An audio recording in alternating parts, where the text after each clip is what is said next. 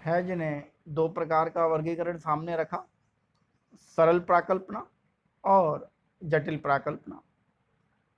जब कभी दो अवधारणाओं और चरों के मध्य किसी संबंध को दर्शाया जाता है तो हम उसे सामान्य या सरल प्राकल्पना कहते हैं।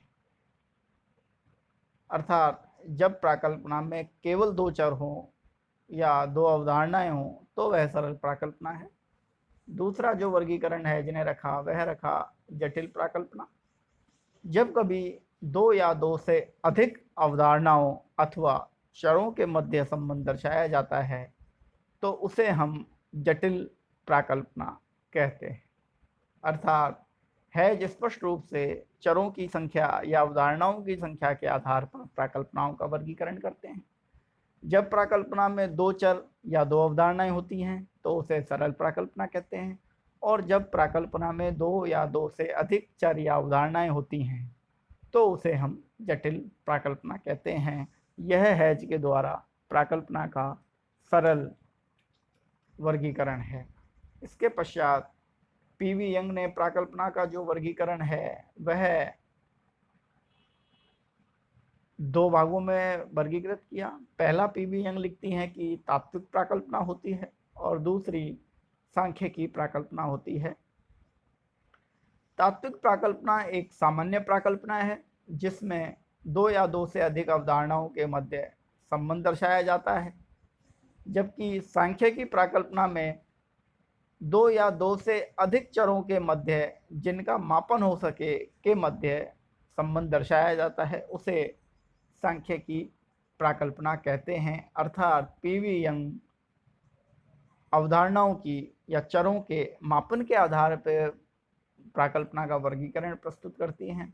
जब अवधारणाएं मापन योग्य नहीं होती तो वह तात्विक प्राकल्पना कहलाती हैं, और जब अवधारणाएं या चर मापन योग्य हैं तो वह सांख्यिकी प्राकल्पना के अंतर्गत आते हैं।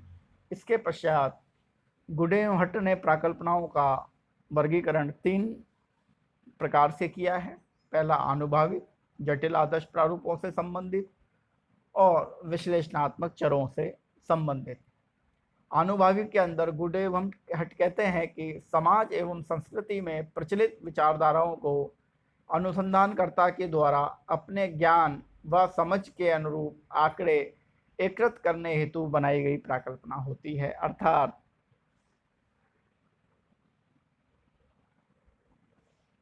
समाज एवं संस्कृति में जो विचार चल रहे हैं उनको अनुसंधानकर्ता जब अपने ज्ञान व समझ के अनुरूप आंकड़े एकत्रित कर प्राकल्पना बनाता है तो वह आनुभाविक प्राकल्पना कहलाती है। उदाहरण न्यूटन का कि प्रत्येक वस्तु जो पृथ्वी से फेंकी जाती है वह पृथ्वी पर पुनः लौटकर आती है, एक आनुभाविक प्राकल्पना है। दूसरी जटिल आदर्श प्रारूपों से संबंधित प्राकल्पना। आनुभाविक समरूपताओं के मध्य तार्किक आधार पर अनुसंधान करने हेतु निर्मित प्राकल्पना को जटिल आदर्श प्राकल्पना कहते हैं, और यह प्राकल्पना मुख्यतः परीक्षण से संबंधित होती है। आनुभाविक समरूपताओं के आधार पर हम इसका उदाहरण जो है वह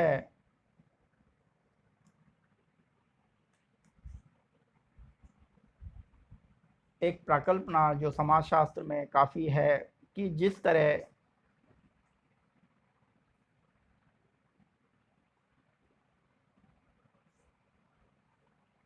प्रकृति का विकास होता है, पादपों का विकास होता है, उसी तरह सावयवों का विकास होता है, उसी तरह समाज का विकास भी होता है। अर्थात सावयव और समाज के मध्य संबंधों को दर्शाने वाली यह प्राकल्पना जटिल है और आनुभाविक समरूपताओं के आधार पर बनाई गई है। जैसे जैसे कोई भी व्यक्ति या कोई भी वृक्ष अपने तरुण अवस्था से प्रौढ़ अवस्था और मृत अवस्था को प्राप्त करता है, उसी तरह प्रत्येक समाज भी अपनी तरुण, प्रौढ़ और मृत अवस्था को प्राप्त होता है। यह भी एक आदर्श आनुभाविक समरूपताओं के मध्य बनाई गई प्राकल्पना है और यह जटिल आदर्श प्रारूपों से इसके अंतर्गत आती है। तीसरा जो प्राकल्पना का प्रकार गुडे मठ लिखते हैं वह है विश्लेषणात्मक चरों से संबंधित प्राकल्पना।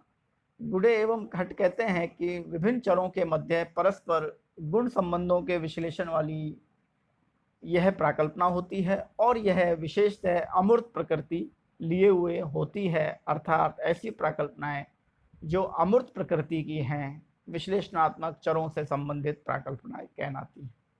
आज के व्याख्यान में हमने प्राकल्पनाओं की विशेषताएं और प्राकल्पनाओं के प्रकारों की चर्चा की थी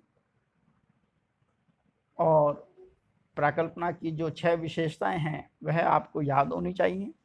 असाइनमेंट में जब प्रश्न आता है कि 8 नंबर का कि प्राकल्पनाओं की विशेषताओं का वर्णन करो या प्राकल्पनाओं के प्रकारों की चर्चा करो, तो यह मध्यम उत्तर वाले प्रश्न हैं जो अपने परीक्षा में 8 अंकों से संबंधित होते हैं। तो आप इनका सावधानीपूर्वक अध्ययन करें। आज के लिए इतना ही। धन्यवाद।